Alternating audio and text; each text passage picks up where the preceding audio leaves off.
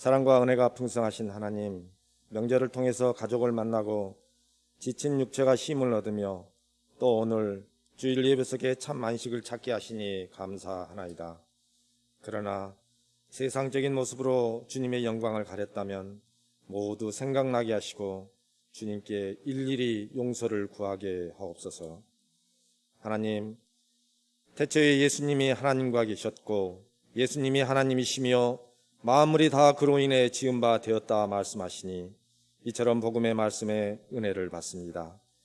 이제 우리 교회가 이 복음의 증인으로서 나가게 하옵소서. 은혜 받은 자, 증인된 삶을 살 수 있도록 성령 하나님 도와주시옵소서. 그저 우리 교회 안에서만의 복된 소식이 아니라 복음이 생명수처럼 울려 퍼져 나가게 하옵소서. 예배가 없는 곳에 예배가 있고 하나님을 찬양할 수 있는 자들이 모두 다 찬양하게 하옵소서. 교회와 저희들이 이 일에 더 많이 쓰임받게 하옵소서. 하나님, 우리 교회가 더 많은 기도가 필요합니다. 시간을 정하고 장소를 정해서 깊은 기도의 시간을 통해 하나님께 구하고 결단하며 또 말씀 안에서 해석하여 주님과 더욱더 친밀하며 인격적인 만남을 통해 하나님을 아는 지식이 풍성하게 하옵소서. 사랑의 하나님, 주님께서 우리 교회와 저희들을 사랑하심을 잘 아나이다.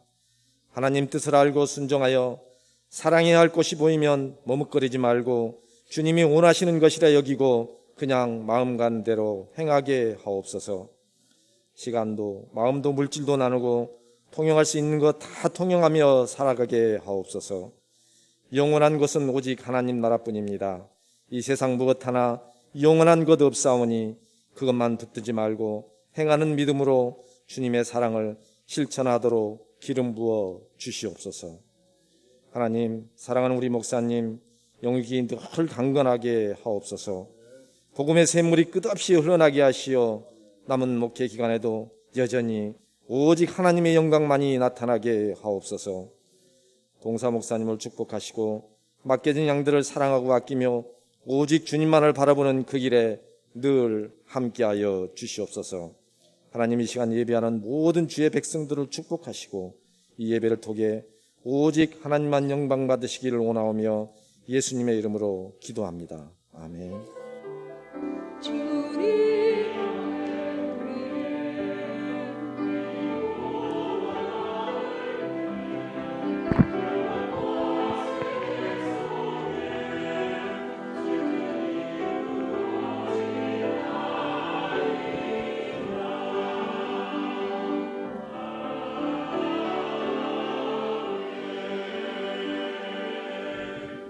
성경 봉독입니다. 참빛 곧 세상에 와서 각 사람에게 비추는 빛이 있었나니 그가 세상에 계셨으며 세상은 그로 말미암아 지은 바 되었으되 세상이 그를 알지 못하였고 자기 땅에 오매 자기 백성이 영접하지 아니하였으나 영접하는 자 곧 그 이름을 믿는 자들에게는 하나님의 자녀가 되는 권세를 주셨으니 이는 혈통으로나 육정으로나 사람의 뜻으로 나지 아니하고 오직 하나님께로부터 난 자들이니라. 아멘. 요한복음 세 번째 시간은 황홀한 은혜에 대해서 같이 공부하도록 하겠습니다. 먼저 이 말씀에 들어가기 전에 요한복음 1장 12절 말씀을 다시 확인하겠습니다. 영접하는 자 곧 그 이름을 믿는 자들에게는 하나님의 자녀가 되는 권세를 주셨으니. 이 본문을 보면 믿으면은 하나님의 자녀가 되는구나. 어떤 약속보다 힘이 있고 근거가 있는 내용이에요. 그렇잖아요. 영접하는 자 곧 그 이름을 믿는 자들에게는 하나님의 자녀가 되는 권세, 특권을 주신다는 거죠. 문제는 이 힘있고 확신 있고 근거 있는 내용이 이 구절만 봐서는 안 된다는 거예요. 한국교회 구원론이 흔들린 결정적인 원인이 앞뒤 문맥을 삭제하고 이 부분만 강조를 했어요. 이 말씀을 제대로 알지 못하면 하나님의 은혜로 주는 구원의 깊이와 그리고 오묘함을 다 인식 못한다는 거죠. 그래서 오늘은 우리가 갖고 있는 기본적인 의식, 요한복음 1장 12절이 어떤 내용이고 어떤 깊이가 있는 말씀이며 내가 그동안 의지하고 믿어왔던 요한복음 1장 12절이 앞뒤 문맥과 어떤 연관관계가 있는가를 확인하면서 오늘 말씀을 정리하도록 하겠습니다. 아마 우리 가운데는 그런 생각도 하시는 분이 계실 거예요. 목사님은 왜 분명히 말씀에 영접하는 자고 그 이름을 믿는 자들에게는 하나님의 자녀가 권세를 특권을 주셨는데 왜 이걸 믿지 못하지? 믿음은 영생을 얻는데, 여러분, 믿음은 영생을 얻는다는 것은 주어가 나에게 있어요. 즉 내가 믿을 수도 있고 내가 안 믿을 수도 있다는 얘기죠. 그건 기독교가 아닙니다. 기독교는 한 가지예요. 모든 은혜는 어디로부터 출발했다? 하나님으로부터 출발했다. 그거는 이걸 벗어나면 종교예요. 이걸 벗어나면. 그래서 먼저 우리가 생각한 것은 왜 성도님들이 이런 허점들이 생겼을까? 믿어라. 너 지금 믿으면 영접을 받아. 그리고 구원을 얻어. 그리고 하나님이 은혜를 주셔. 가만히 보면 전도할 때도 우리가 믿기만 하면 되는 거로 자꾸 강조를 한다는 거예요. 요한복음 1장 9절에서 10절을 다시 한번 보겠습니다. 참빛 곧 세상에 와서 각 사람에게 비추는 빛이 있었나니 그가 세상에 계셨으며 세상은 그로 말미암아 지은 바 되었으되. 빛이 이 세상에 왔는데 세상이 그를 알지 못했어요. 자, 보세요. 이 빛이 비추는데 빛을 못 봐요. 즉 우리가 누구라는 얘기죠? 맹인이라는 얘기죠. 우리는 예수 그리스도께서 이 땅에 육체를 입고 빛으로 오셨어요. 근데 그 빛을 알지 못하고 결국은 그를 죄인으로 몰아서 십자가에 죽여버린 자들이에요. 이 십자가에 죽인 것이 문제가 아니고 그만큼 우리 자신들은 맹인들이라는 거예요. 예수를 보지 못하고 하나님이 누군지도 알지도 못하고 관심도 없고, 로마서에 보면 우리의 입술은 열린 무덤이고 독사의 독이 있고 우리가 하는 모든 일에는 하나님을 알지 못하는 행동들이 관영했다는 거예요. 창조주가 오셨는데 피조물이 그를 영접하지 못했다. 알지 못했다는 거죠. 또 우리가 이제 먼저 믿은 사람들이 그런 얘기를 하잖아요. 이제 흔히 이제 남편들한테 전도할 때도 또 주변에 왜 나는 믿는데 너는 왜 못 믿니? 그냥 나처럼 열심히 믿어. 그러니까 믿는 것이 어떤 우리의 결단과 결심으로 믿어지는 것처럼 논리를 전개한다는 거예요. 성경은 그렇게 말하고 있지 않습니다. 요한복음 1장 12절입니다. 영접하는 자 곧 그 이름을 믿는 자들에게는 하나님의 자녀가 되는 권세를 주셨으니 이는 혈통으로나 육정으로나 사람의 뜻으로 나지 아니하고 오직 하나님께로부터 난 자들이니라. 자, 여기 12절을 먼저 보시면 영접하는 자 그 이름을 믿는 자들에게는 하나님의 자녀가 되는 권세를 주셨다. 여기까지는 좋아요. 여기까지는 보면 내가 믿을 수도 있고 안 믿을 수도 있는 그런 말씀처럼 보여요. 그러나 13절에 보면 같이 봅시다. 시작.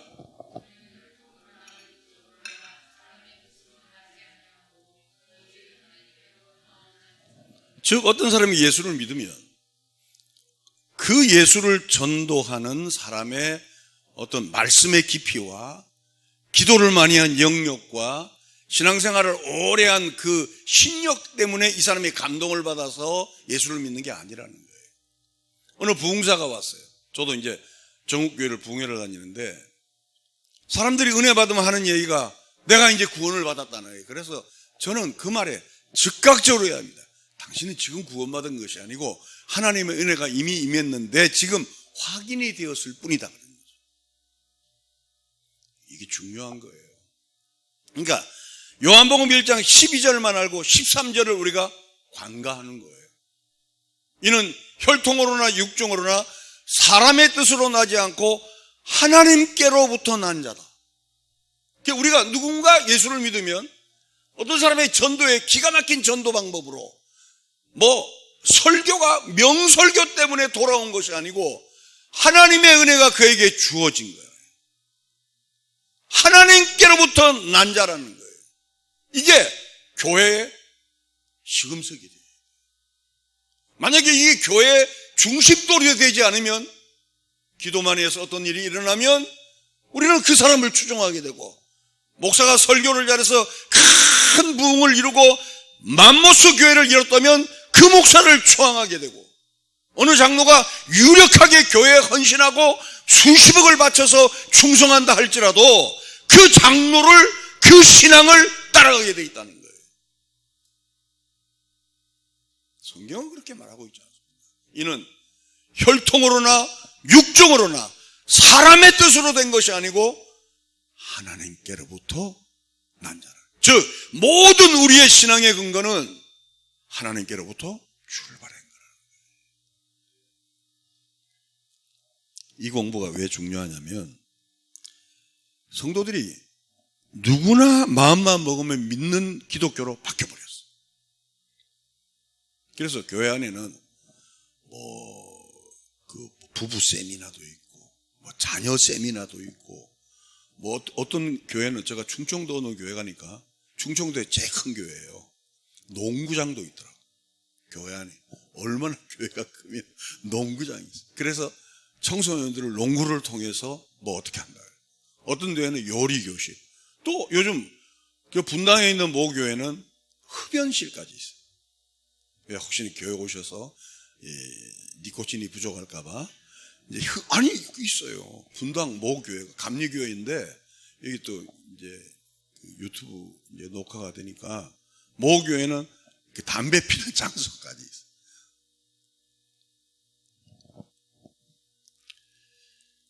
내가 설명만 되면 믿는 기독교라면, 나의 그 탁월한 설명에 의해서, 나의 논리의 분명한 근거에 의해서 그 사람이 돌아오는 그런 기독교로 이해하고 있는 사람들이 의외로 많이 있습니다.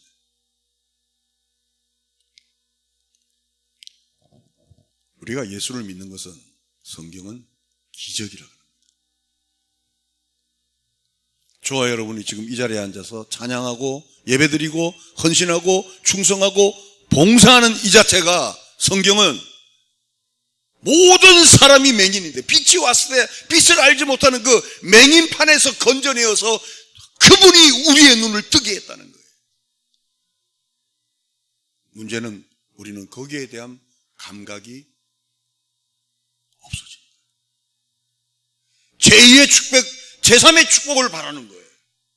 구원받은 건 좋아. 그러나 그 다음에 축복은 뭐냐? 내 자녀가 잘 되고 가정이 잘 되고 왜 이런 축복이 나에게 없느냐? 라고 예수 그리스도의 은혜로 하나님의 된 이 놀라운 은혜, 황홀한 이 은혜를 우리는 잠식시킵니다. 이게 우리 한국 교회가 이렇게 침몰하게 된 배경이에요. 십자가 외에는 나는 자랑할 것이 없다는 바울의 고백같이 그 십자가의 은혜를 바라보는, 믿음으로 확실하게 바라보는 이 은혜를 가진 자로서 내 모든 걸 다 잃어버려도 나는 예수 외에는 다른 만족이 없다는 이런 교인들이 줄어들고 있다는 거예요.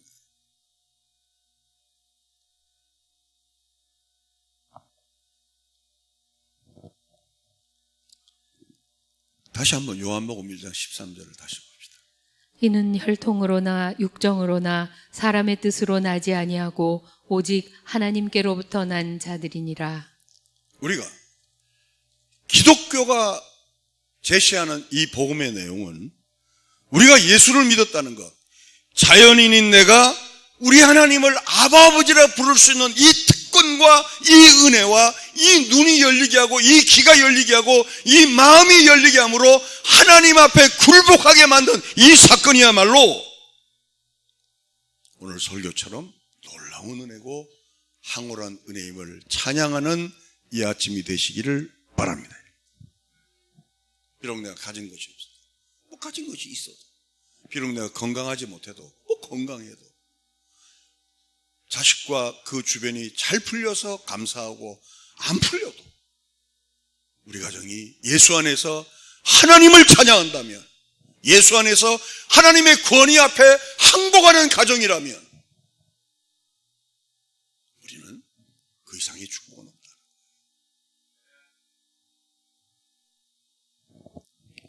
그러면 두 번째는, 그러면 이 말씀에 견주어서 우리의 신앙을 한번 점검해보자. 우리 각자의 신앙을 한번 점검해보자는 거죠. 제가 요한복음 첫째 시간, 둘째 시간에 그런 말씀했죠. 왜 예수님의 별명이 말씀인가? 예수님의 별명이 말씀인 이유는 하나님을 설명해야 되는데 하나님을 본 자가 없잖아요. 그렇죠? 근데 본 자가 없는 가운데 하나님을 설명해야 되니까 예수 그리스도가 이 땅에 육체를 입고 오셔서 그리스도가 하시는 모든 행위, 모든 말씀, 모든 행동이 누구를 설명하는 거다? 하나님을 설명하는 거다. 그리고 그 예수님이 우리를 이 세상에 보낸다 했어요. 즉 예수님의 모든 활동이 하나님을 설명하듯이 우리의 모든 행위와 우리의 모든 활동이 하나님을 설명해야 된다는 거예요. 근데 한국교회는 이게 기복으로 빠져버렸다. 11조 내면 복받고, 주일 성수 잘하면 복받고, 그죠? 교회 봉사 많이 하면 복받고.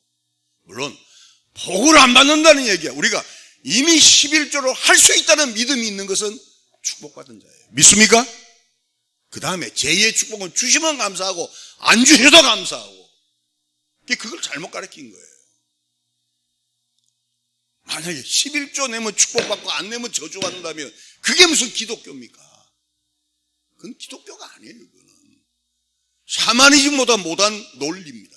그게 교회 안에서 공공연하게 행해졌다는 거예요. 그러니까 성도님들은 우리의 생활로 그리스도를 나타내고 하나님을 나타내기보다는 종교적인 행위에 관심이 갔다는 거예요. 너 새벽기도 했어? 안 했어? 11조 했어? 안 했어? 40일 작정 했어? 안 했어? 이거로 신앙의 척도를 재기시죠. 그러니까 자 보세요. 우리의 행위로 하나님을 나타내야 말씀이 되는데 그걸 못하니까 우리 안에서 이제 가짜들이 나오기 시작하는 거예요. 신앙이 없으면서도 신앙이 있는 것처럼 연극을 하는 거예요. 그런 사람들이 집사가 되고 장로가 되고 목사가 되어서 교회 중심에 딱 서 있다는 거예요. 특별히 이런 사람들이 목사가 되면 교회는 장래가 없는 거예요. 제가 이게 종신대 부흥회를 가서 그런 얘기를 했어요. 왜 신학을 하느냐고 물었어요. 제2의 조용기가 꿈이냐는 거예요. 우리 장로교도 어느부턴가 제2의 조용기가 되고자 하는 사람이 많습니다. 제2의 바울이 되고자 하는 사람보다는 조용기가 되고 싶어요. 좋은 차 타고 좋은 대우 받고 당당거리다는 것은 당회장을 얘기하는 거예요. 사실 당회장도 당회할 때만 당회장이죠. 늘 당회장 아니죠. 담임 목사죠. 근데 당회장을 좋아하죠. 왜 이런 문제가 나느냐? 놀라운 하나님의 은혜를 목사들이, 교회 직분자들이 잊어먹은 거예요. 그러니까 신앙생활을 하면서 감동이 없는 거예요. 눈물이 없는 거예요. 내 가슴에 젖어드는 하나님의 은혜가 없는 거예요. 고작한다는 게 그 사람 술 먹어 담배 피워 이거로 논하고 11조에 안에 새벽기도에 안에 이거로 논하지. 하나님의 놀라운 은혜 앞에 항복하고 그 항복에 의해서 거기서 하나님을 본 자가 없을지라도 그를 보면서 그가 말씀이 되어서 하나님을 설명하는 자가 되어 영광을 돌리는 진실한 그리스도인과 진실한 성도들이 이 시대는 점점 없어지고 있다. 바로 이때 우리 동서울 성육교회 여러분들이 비록 저도 부족하고 여러분도 부족하지만 이제부터라도 남은 생. 저는 지지난주에 제가 충격을 받다고 얘기했잖아요. 저와 같이 청년회 활동하고 한 교회에서 전도사로 있었고, 그리고 늘 어려울 때마다 서로 통화하고, 목회는 누가 그랬디다 갈릴리 바다라고. 그래, 왜 갈릴리 바다라 성지순례 가니까 갈릴리 바다는 편안하다가 언제 어떻게 뒤집어질 줄 모르는 게 갈릴리 바다래요. 목회가 그렇잖아요. 여러분, 지금처럼 이렇게 편안하다가 한 사람이 악심을 품고 목사에게 대적하든지 여러분을 대적하면 그때부터 이 교회는 평안이 깨어지는 거예요. 그분이 그런 스트레스에 있는 거예요. 잠을 자다가 이렇게 엎어져서 새벽기도 나와야 될 사람이 새벽기도 안 나오고 가보니까 엎어 죽은 거예요. 건강한 사람이었거든요. 근데 이 심적인 충격을 받으니까 자기가 갖고 있는 건 이 정도인데 충격이 이렇게 되니까 못 견딘 거예요.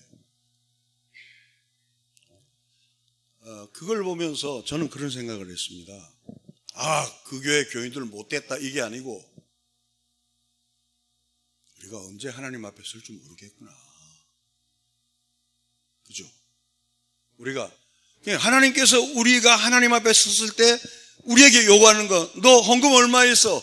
너 어떤 봉사했어가 아니고 내가 예수 그리스도를 보낸 것처럼, 그리스도가 우리를 이 세상에 보낸 것처럼 말씀으로 나를 나타내느냐.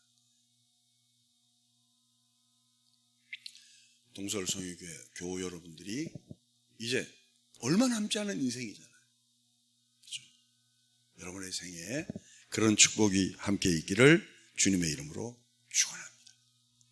아직도 이 세상은 빛이신 그리스도를 알지 못하는 사람이 많아요. 그래서 여러분들이 말씀으로 하나님을 설명해야 돼요. 그 말씀이 뭐냐? 여러분의 입에서 나오는 말씀이 아니고 우리는 움직이는 교회가 돼요. 제가 개척 때 그런 말씀 드렸다고 요한복음 1장 첫 번 강의할 때 말씀드렸잖아요. 우리 교회가 정말 좋은 교회가 되는 벽을 깨트려 버려야 된다. 교회 안에서 가두어놓은 가두리 같은 생선 같은 성도는 아무 유익이 없다. 나가서 우리가 보인 행동과 말씀으로 하나님을 나타내자. 그 일을 위해서 누가 먼저 오셨느냐?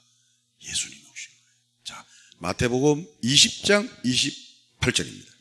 인자가 온 것은 섬김을 받으려 함이 아니라 도리어 섬기려 하고 자기 목숨을 많은 사람의 대속물로 주려 함이니라. 우리가 잘 알다시피 그분의 오시고 그분이 죽으시고 그분이 부활하심으로 우리는 생명을 얻은 자 되었잖아요. 예수님이 말씀하시잖아요. 나처럼 너희도 세상을 보낸다. 그러니까 이 세상에서 죽으라는 거예요. 이 세상에서. 저도 이제 나이가 많으니까 걱정이, 자꾸 이게 말이 남을 이기려고 하는 이 습성이 자꾸 생겨요. 내가 살아보니까 뭐 옛날에 뭐 이런 거, 그걸 젊은 애들이 뭐냐 꼰대라 그러더라고요. 그 제일 듣기 싫어한대요. 근데 제일 듣기 싫어하는 줄 알면서도 나도 해요. 말없이. 그죠? 말없이. 우리의 행위로, 우리의 모습으로 하나님을 설명하는 거죠. 그게 말씀으로 육신이 되어 이 땅에 오신 그리스도의 모습이고, 그분이 우리를 이 세상에 보내신 모습입니다. 저는 여러분들에게 간곡히 부탁합니다. 주변에 고아원이나 이렇게 좀 어려운 사람들을 도울 수 있는 여러분 각자가 그런 계기가 되었으면 좋겠어요. 요즘 저도 우리 집사람하고 그런 얘기를 해요. 여보, 한두 명을 양아들로는 못 키워도 학비 정도는 되면서 우리 노후를 한번 정리하자. 물론 뭐 필리핀에 가면 아들, 딸들이 많습니다만은 그래도 한국에서도 한번 여러분들도 그런 선한 마음으로 여러분의 모습이 빛이 되어서, 여러분의 모습이 말씀이 되어서, 여러분의 모습이 교회가 되어서 하나님을 설명하는 은혜가 있게 되기를 주님의 이름으로 축원합니다. 성경이 많은 부분이 증거하고 있습니다. 로마서 3장 10절에서 12절을 보면서 설명하겠습니다. 기록된 바 의인은 없나니 하나도 없으며 깨닫는 자도 없고 하나님을 찾는 자도 없고 다 치우쳐 함께 무익하게 되고 선을 행하는 자는 없나니 하나도 없도다. 요한복음 1장 12절에 영접하는 자 곧 그 이름을 믿는 자들에게는 하나님의 자녀가 되는 권세를 주셨다는 이 말씀을 믿고 믿으면 돼 하는 그런 간단한 문제가 아니라는 거예요. 인간은 모든 사람이 죄를 범했고 스스로 해결할 능력이 없는 자들이에요. 만약에 우리 안에 구원에 대한 빛이 이만큼이라도 나타났다면 이미 나와 여러분에게 하나님의 은혜가 움직인 거예요. 제가 그런 예를 많이 들죠. 자, 보세요. 한강 남쪽에서 한강 북쪽으로 이제 수영을 하고 넘어가요. 여기 시체 세구가 있습니다. 시체 세구가 있어요. 자, 출발! 땅 했어요. 근데 두 시체는 움직이지 못하고 한 시체는 빠지자마자 허우적대요. 자, 한 시체가 빠지자마자 허우적대는 건 이미 그에게 생명이 들어온 거예요, 안 들어온 거예요? 들어왔죠. 우리는 지금 믿음이 있냐 없냐를 논하는 거 아니에요. 내가 얼마나 봉사하고 안 하고 그걸 논하는 게 아니에요. 내가 하나님 앞에 얼마나 충성했나 안 했나 그거 논하는 거 아니에요. 이 말씀을 들으면서 내가 허우적거리는 난데 내가 잘 믿노라 하면서도 벌떡벌떡대는 난데 친절한 언어와 인자한 행실로 그리스도의 말씀이 되어야 하는데 혈기 많은 나인 줄 아는데 내가 그래도 구원을 받았단 말이야.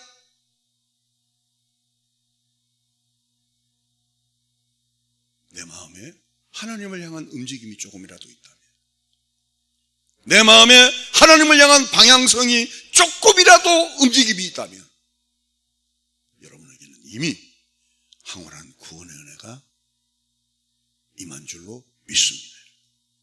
근데 이단들은 뭐라고 이야기하냐면, 근데 교회 안에 이단들도 많지만 완벽해야 구원을 받는다 그래요. 너 그래서 천국 가겠어? 정말 나쁜 소리예요. 정말 나쁜 소리예요. 너 그렇게 따오를 믿고 어떻게 천국 가겠어? 신학을 모르는 거예요. 신학을 아는 자면 이미 하나님이 내 영혼을 핸들링했다면, 내가 잘 믿든 못 믿든 빨리 가든 늦게 가든 전능하신 하나님의 손에 붙잡혀 있는 내 영혼은 어떻게 하나님이 훈련시킬지 나는 잘 알지 못하지만 영원한 그 나라에 주의 권능의 손으로 옮겨갈 줄로 믿습니다.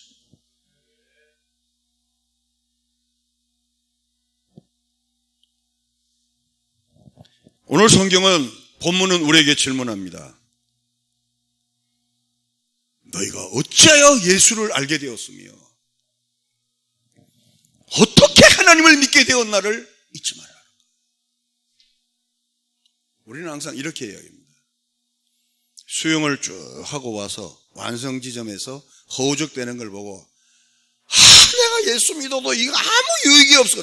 여러분, 이미 출발하고 허우적대는 자체는 하나님의 생명이 우리에게 임했다는 거예요. 마귀는 우리에게 그럽니다. 네가 그렇게 믿어서 천국 가? 너 가정에서 너 비디오로 찍어가서 너 모습을 봐. 인간이야 이게? 혈기파지. 누구 얘기하는 거 아닙니다. 저 얘기하는 거죠. 저도 아마 그 우리 아들들하고 대화하는 거 아마 그 비디오로 찍어서 내 모습을 보면 가당치도 않을 거야. 여러분이야 뭐 그러겠습니까만은.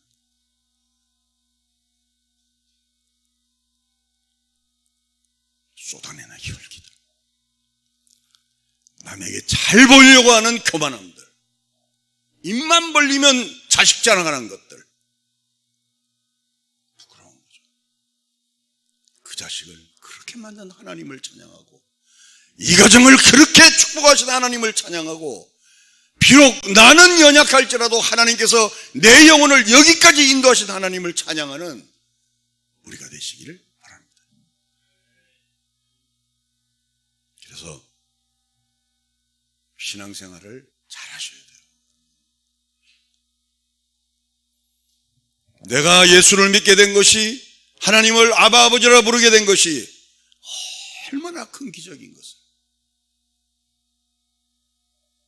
하나님의 은혜로 이 쓸데없는 자 왜 구속하여 주는지 난 알 수 없도다. 이 놀라운 은혜, 황홀한 은혜를 주께서 내게 주셨으니 라는 감동이 이 말씀을 통하여 다시 한번 회복되는 은혜가 있게 되길 바랍니다.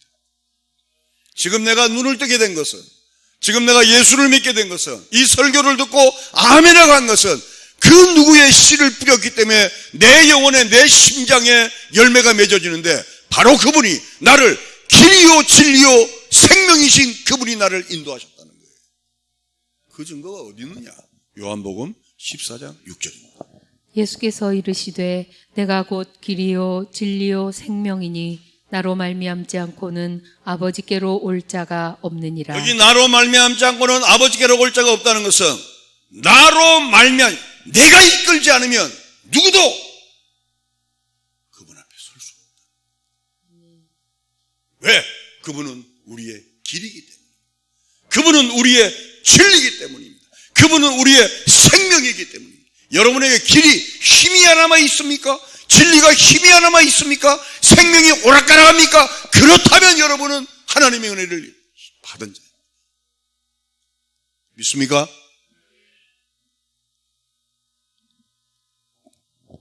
오늘날 우리의 가장 큰 비극은 우리에게 일어난 기적과 축복에 대해서 너무 무지하다는 거예요. 우리는 혈통으로나 육종으로나 사람의 뜻으로 나지 않고 하나님 뜻으로 난 자라는 확실한 이 생명의 말씀을 붙들고 다시 한번 날개를 하며 날개짓하며 하늘을 향하는 은혜가 있게 되길 바랍니다. 그때 이런 바울과 같은 승리에 찬 확신이 있을 거예요. 로마서 8장 31절입니다. 그런즉 이 일에 대하여 우리가 무슨 말하리요? 만일 하나님이 우리를 위하시면 누가 우리를 대적하리요? 자기 아들을 아끼지 아니하시고 우리 모든 사람을 위하여 내주시니가 어찌 그 아들과 함께 모든 것을 우리에게 주시지 아니하겠느냐?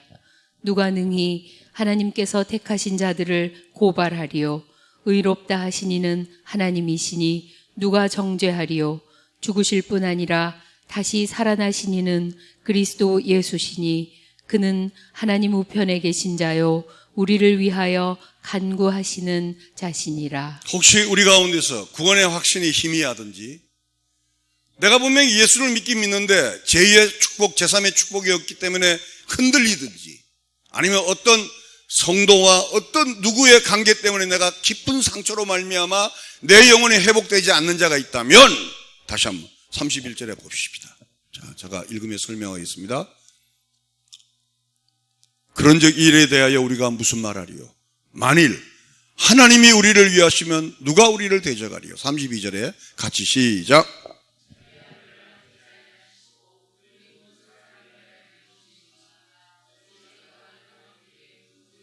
그래서 십자가가 중요하다는 거예요. 자기 아들을 아끼지 아니하시고 우리 모든 사람을 위하여 내어주시니까, 십자가의 분명한 증표로 우리에게 은혜를 주시는 이가 어찌 그 아들과 함께 모든 것을 우리에게 주시지 않겠느냐는 거예요. 흔들리지 마십시오. 이건 신념의 문제가 아니고 진리의 문제. 이건 확률의 문제가 아니고 진리의 문제. 이건 믿고 안 믿고의 문제가 아니고 하나님의 말씀. 자, 33절에 같이 시작.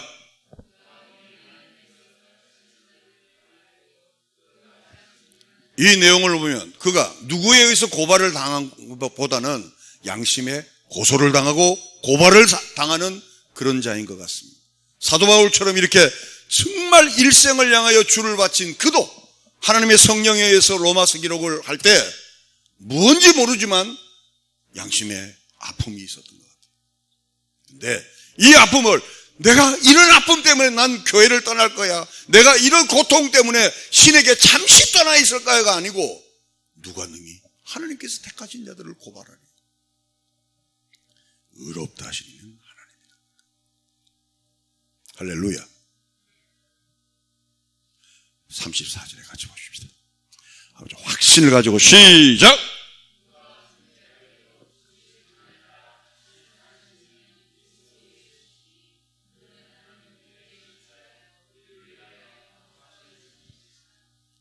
보통 많은 사람들이 예수님은 우리를 위해 십자가에 죽으시고 그 다음에는 사역이 없는 줄 알아요.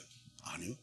그는 지금도 허물 만한 우리, 허술한 우리, 믿음 없는 우리, 잘 흔들리는 우리, 욕심꾸러기인 우리, 돈에 대해서 인색한 우리, 혹시나 그가 영원한 침몰의 길로 갈까봐 우리를 위하여 강구한다.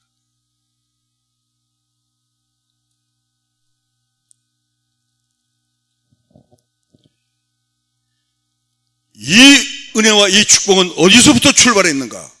나의 출발이 아니고, 나의 결단이 아니고, 혈통으로 육정으로가 아니고, 사람의 뜻으로 난 자가 아니고 하나님께서 우리를 출발시켰다.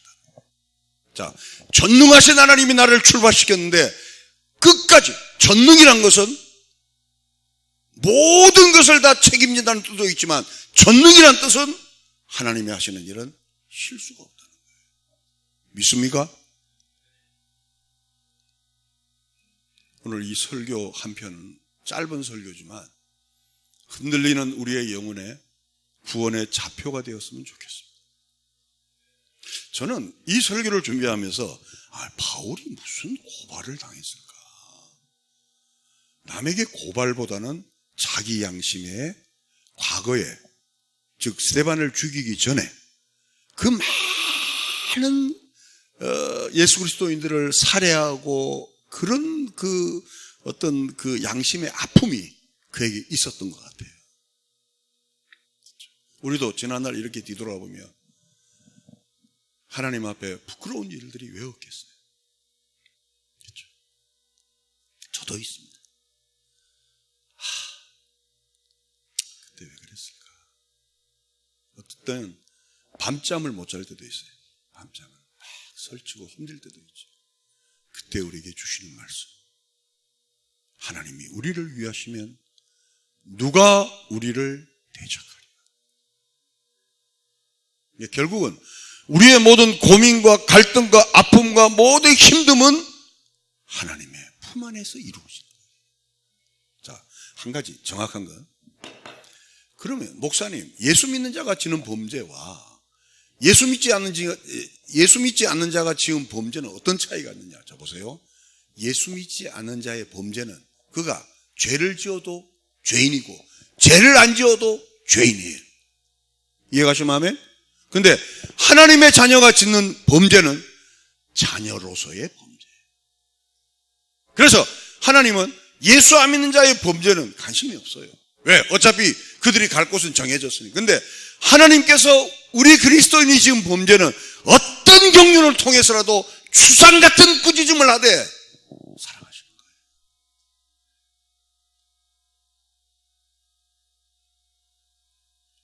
성도 여러분, 우리가 얼마나 큰 기적 속에 있으며 얼마나 큰 축복과 은혜 속에 있는가를 이 짧은 시간을 통하여 다시 확인하는 이 아침이 되기를 주님의 이름으로 축원합니다.